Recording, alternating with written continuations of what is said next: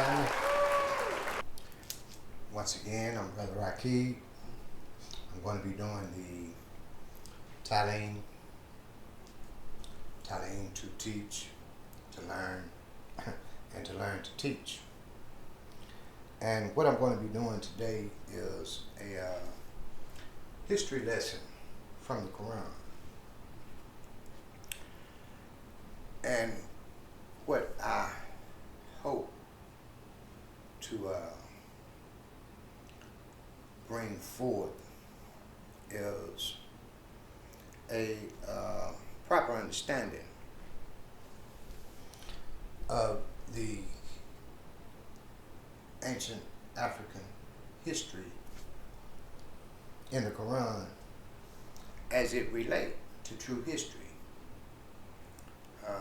The discoveries in which our master teachers and our elders have brought to us, the information in which they've uncovered,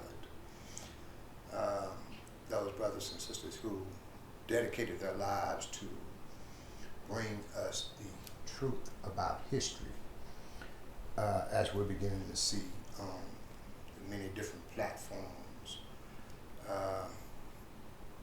The Sheikh Anta the Island ceremonies, the Dr. Clarks in Africa, and Brian Cress's Wilson, and so forth. It is my attempt to try and revolutionize the thinking of our brothers and sisters who practice what we're calling Islam, to get a proper understanding of the Quran as it relates to our ancient history. And to do that, it's not rocket science.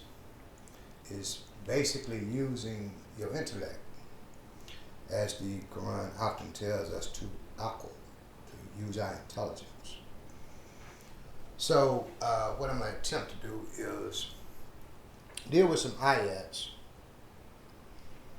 and relate the ayats to history,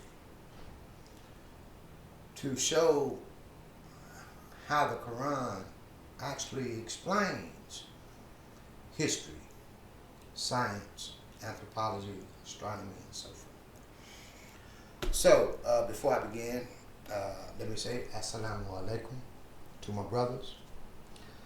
Assalamu alaikum to my sisters. And once again, Hotep to my family. I'm going to begin dealing with a surah in the Quran, Surah 15 and 28. And what we have to keep in mind is history, true history. We've come to learn that black people were the first people to evolve, manifest, or whatever. We were the first people on earth.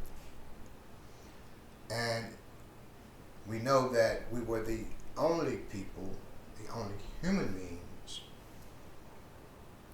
that evolved and brought about civilization, socialization, and so forth. And we were the only people for hundreds of thousands of years. That being said, it should be no doubt when we read certain verses in the Quran that talks about the creation of the first human beings, that would have had to been us, meaning our ancestors, and we are of our ancestors. So, keeping in mind, we were the first people, and we were the only people for hundreds of thousands of years that has to stay at the forefront of our thinking as we continue on. So in verse 28, 1528 in the Quran, when it states what is qala, and I hope you can see this, I kind of jumbled it together because of the space of the board, size of the board. So I'm going to read it. What is qala rabbuka lil malaikati inni qalaqu bashara min salsalin min hama'in masnunin. Keep it in mind, we were the first people and the only people on the earth for hundreds of thousands of years. So when the Quran says, and when said thy sustainer to the malaika, what they call angels, verily I am creating a bashara. The word bashara deals with the human skin, the epidermis of a human being, the skin, flesh of a human being. And it says min. Min, a preposition that means from, meaning from something, as to say the juice from an apple or a lemon. The juice from a lemon comes from the lemon. It means from in that sense, meaning pertaining to, from something in that sense. So it's saying that the skin of the bashara, that skin, that flesh, is going to be created from salsalin. Salsalin is a type of clay material that deals with what we call tones, octaves, the particles that give sound. They translate it sounding clay. It says min, once again, min meaning from something, coming from something. So it's going to be coming from min hama'in, from melanin. The word hama'in means black, dark, burnt. A better use or understanding would be melanin. That's what melanin is, black, dark. Masnunin is going to be shaped and formed. The word masnun means to shape something, to pattern something. So the bashara from this particular clay, from melanin, is going to be shaped and formed. So it's talking about the creation of the first human beings. So we know the first human beings was our ancestors, the ancient Africans. First human beings to evolve, and the only human beings on the earth for hundreds of thousands of years. So the Quran confirms that in 1528. In the next point I want to make is what our brothers and sisters call the Shahada, or as the Euro-Asians or Euro-Arabs, whatever you want to call them, teaches our brothers and sisters to take the Shahada Tain. That's not in the Quran. The Shahada is in the Quran, the witnessing of the Creator. And also let me say, the name of this particular Talim, which I named it the Miseducation of the Negro Muslim, I want you to know it's not intended to insult any of my brothers and sisters. It is actually a beckoning, a call to my brothers and sisters to understand that what the pale Euro-Asians or Arabs, I call them the descendants of Romans. That's who they are, the descendants of the Romans. What they're trying to teach us, how they're trying to teach us about Islam is interpolations and fabrications, which they came in and warred with our ancestors, eventually colonized them and enslaved them and so forth, and fabricating the cultural traditions, the spiritual systems, but taking them from their original manner in which our ancestors practiced, and fabricated them into what they're calling Islam today, this modern standardized version of Islam. And I intend to show the true history of Islam from a Kemetic perspective, from an ancient African perspective, from original perspective, from a meta perspective, from the natural nature of things. When we understand Islam is not a religion, the word Islam is a verbal noun. It deals with the state and condition of something, and being that the word means peace, serenity, so forth, then it's that state and condition of peace, that state and condition of serenity in which our ancestors lived in for thousands of years. Now,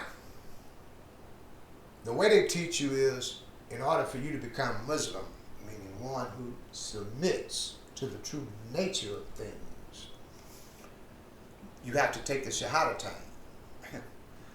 And as I say, they can't show you the word Shahadatain in the Quran. It's not there. The word Shahada is there.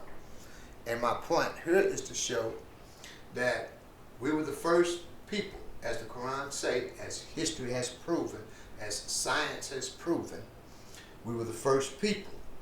The Quran also tells us here in 7 and 172, and when thy sustainer took from the Bani, the progeny of Adam, and we know that Adam is symbolic. Adam is only a prototype for the original black man and woman, the first human beings. So when it says, وَإِذْ أَكَذَ رَبُّكَ مِنْ بَيْنِ آدَمَ, and when thy sustainer took from the loins of Adam, min zuhurihim, the duriyatihum, the descendants, those who came from the first people, us, those of us who came from our ancestors. It says that we wahashhadu, that we bear witness. So the first human beings, the first Africans, the first original people bear witness. Ashhadu. Whom is a pronoun meaning them, meaning they bear witness. They took the Shahada, as to say. So we see that the concept, as the Quran explains, of Islam, or one becoming one who submits, were our ancestors. When we understand the first people created was our ancestors, when we understand, when the Quran is telling us that those descendants who came from them, the progeny, the offspring of the children who came from the first people, took the Shahada,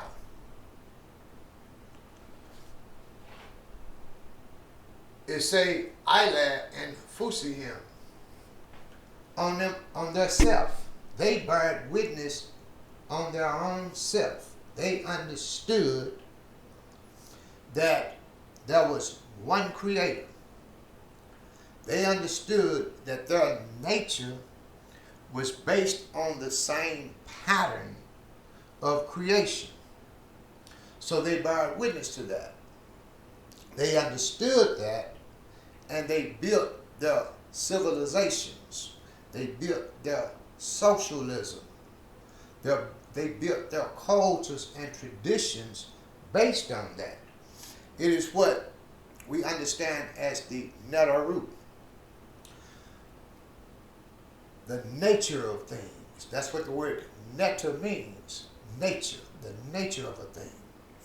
And the Quran also explains that to us in 30 and 30, when the Quran tells us to set our countenance on the fitra of Allah. The word fitra means a pattern, the nature of something. And it tells us to set our countenance on the pattern of nature in which the Creator established. And it goes on to say the same fitra in which man was created on. So this is something that our ancestors brought into existence. They were the originators of what we're calling Islam. Not the modernized, the bastardized traditions of these Euro-Asians or European so-called Arabs are trying to bring us. Because when you begin to study what they're trying to give you, they're not giving you anything from the Quran. They're giving you something from other sources, in which they call hadiths, different commentaries that their ancestors wrote for them. And when we follow that, what we do is we perpetuate the fabrications. We are perpetuating the continued enslavement and takeover of our ancient culture and traditions, the spiritual systems in which our ancestors originated. Now, we got those 2 points. Third point, in the Quran, in 2 and 2:13, when the Quran says that Kanna, the Nas, they often tell you the word Nas or the word insan means human beings. But in actuality, it doesn't mean human beings. It means the characteristics of a bashara, the characteristics of the human being in which the Creator was creating from the Salsal and Min Hamad, and in the manner in which he was shaped and formed. The word insan, when you look that word up, you'll see that it is descriptive of being civilized, being social, being humble, being friendly, being upright. It deals with the characteristics and qualities of a human being. So here is telling us that the human beings was one. When it says the umatan kana and su umatan wahidatan, they translated mankind was one single nation or community, because they want you to only understand the word ummah as a community and in reference to them, the Islamic community. But the word ummah means original. It means the source. It means a version of something. Or it means a mother. Here is telling us that in the beginning, the Nasu was one source, one version, or original, was one, meaning one type of people. what history has already shown us, what science has already shown us, that in the beginning, the human beings was one. It was only us. And it goes on to say, Fa ba'atha Allahu. So, sent, or Allah sent the Nabi'een there. This word means to disperse, to dispatch, to go out. Say that he sent out the Nabi'eens. They tell you the word Nabi'een means prophet. And it does mean prophet in a sense, in one sense, but it has many other meanings. It means those who are able to write, the scribes. They tell you that prophets are those who bring books, meaning scripture, meaning the ones who could write. So we know that it was our ancestors who were the first people to write. And when we start to study history, and we learn that our people left out of Africa, the out of Africa migration, as they call it, and they went into other parts of the world. And it says that the Nabi'een there, the Mubashirin, remember the Bashar, one who are Basharas. Mubashirin, that mean one who are Basharas, the ones who went out were human beings. These human beings that was this skin, this flesh from melanin. So the Quran once again is letting us know that the Nabis were the Mubashirin, those who were created from the Salsalin min Hamadin, those black melanated people who could write, was dispatched out. And Mundirin, they became warners, to other people or whatever they were that they went out and ended up running into. The Bible in the book of Deuteronomy tells us that they were not a people. In the book of Deuteronomy in 32 and I believe 21, when it says that the Creator was going to rise up a people who is not even a people, he would stir them up with anger, and those people will come down on you. We know that that is history. We know that these so-called people, whom is truly mankind, a kind of man, meaning a people who is not even a people but a mankind, a kind of people. We know that these were angry people. These was warlike people who was angry, who was mad, I assume due to their conditions, due to the environment in which they was in. But we know that our ancestors went out of Africa and began teaching mankind how to sanitize themselves, how to speak. Began teaching them a language, gave them an alphabet. They couldn't speak. They had no alphabet. So if they had no alphabet, they couldn't read nor write.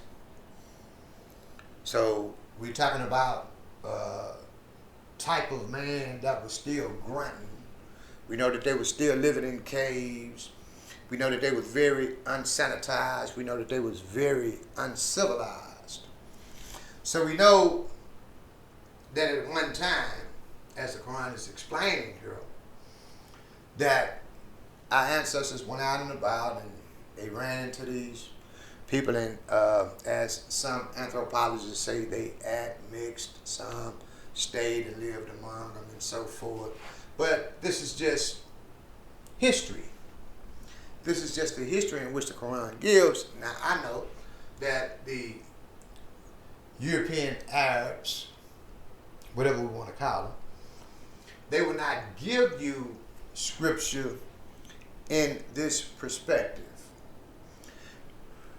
What we have to remember is the first English translation of the Quran was done in 1734 by a fellow named George Sales.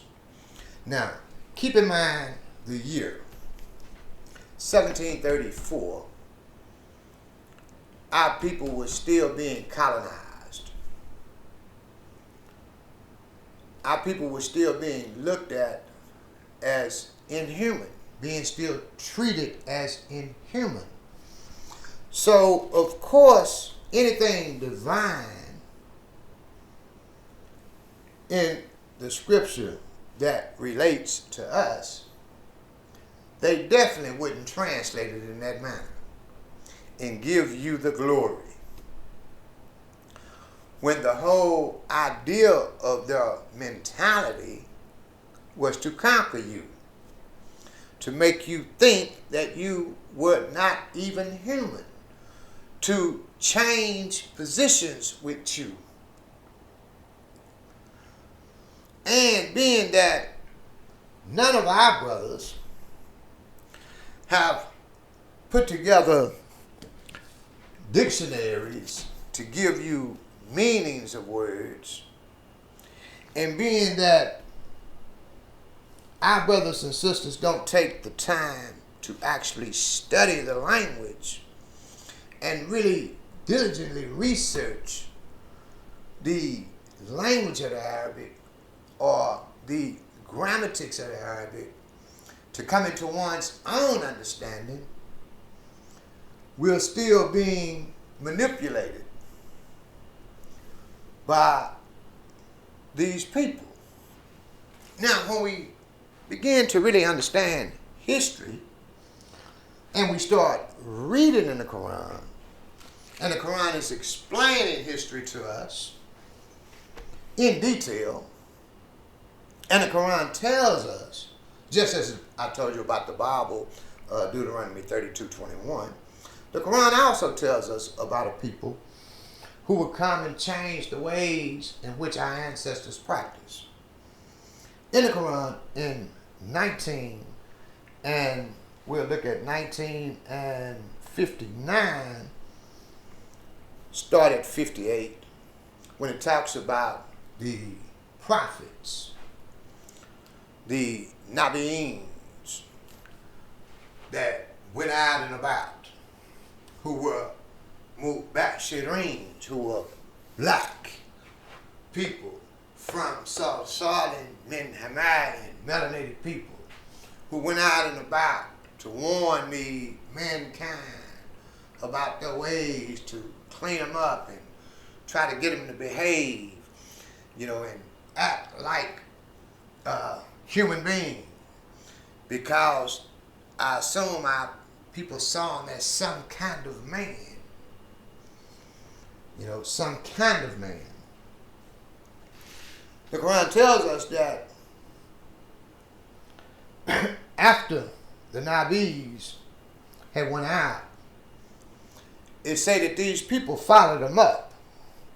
It say, Olaf, the people who came after those Nabis, who came in after them, it say that they were a people who came from a distance. The word ba'ada. He translates the word ba'ada as progeny, and that's not the word progeny. The word for progeny is the word duriyati, which is used here. The progeny of Adam. Here, when he say, but after them there followed a posterity of people who missed prayers, that's not what it say. That's part of the interpolation That's part of the fabrication. That's part of the conspiracy to try and write themselves into our history. It says, but soon after them, فَقَالَتْ مِنْ بَعْدِهِمْ. But after these Nabis, these Basharas, went out and tried to do something, they said that these people followed up and ended up succeeding them. And these were a people of lust. And this is what history shows us. The whole point of these invading people coming into our land, colonizing us, was for material lust, material gain, to enslave our people and to reap the resources of our people. And these are the things that many of my brothers and sisters who practice Islam don't acknowledge. They don't acknowledge the true history that the Quran actually gives, because they're listening to a people who is not even a people, and a people that are trying to teach you this from other sources, which they have made sacred. They call them the sacred, second sacred source, the ahadiths. Even though the Quran tells us over and over and over that the Quran is all you need, that the Quran is the best hadith, even though the Quran tells us that if the Prophet were to utter anything other than the Quran, that the Creator would have snatched his arteries.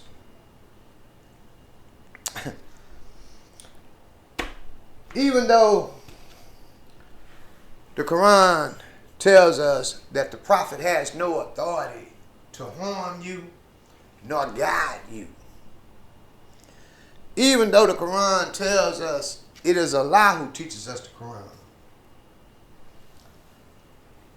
regardless of all of the things that the Quran itself says, many of our brothers continue to follow the fabricated commentaries and interpolations of the Quran.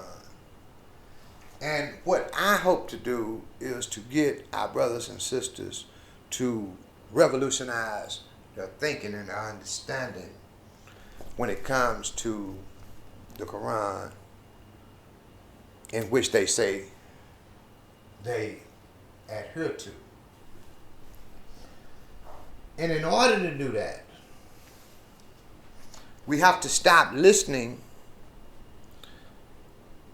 to other people. And we have to start learning the language, the grammar, the history, and be diligent in our studies. Be open-minded in our understanding. See, many times we don't pay attention to the details in these interpolations. If you notice, when they translate, interpolate, in particular ayats, like when they say, no other religion would be accepted except Islam. They interpolated all of the words except the word Islam. Because of the ideology or the concept that people have of Islam as a religion, we separate it. So we separate ourselves from our own brothers and sisters because of this religious title in which I've been put on a simple word, Islam, peace. So why did they just transliterate the word Islam? Why didn't they say no other way of life would be accepted other than peace, in which that wouldn't create that division? It is this misunderstanding that many of our brothers and sisters have grabbed a hold of, and it causes, friction between one another, and it perpetuates the misinformation, the lies, and the continuing conquering, enslaving, and stealing of our lands, our language, our culture, our traditions, our relationship with each other as black people. I'm not going to continue on because there's another part to this that I'm going to be doing, and I'm going to stop here.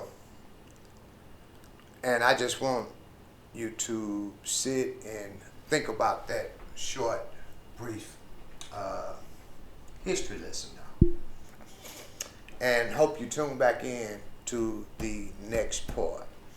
So with that, hotep to my family, assalamu alaikum. To my brothers, assalamu alaikum.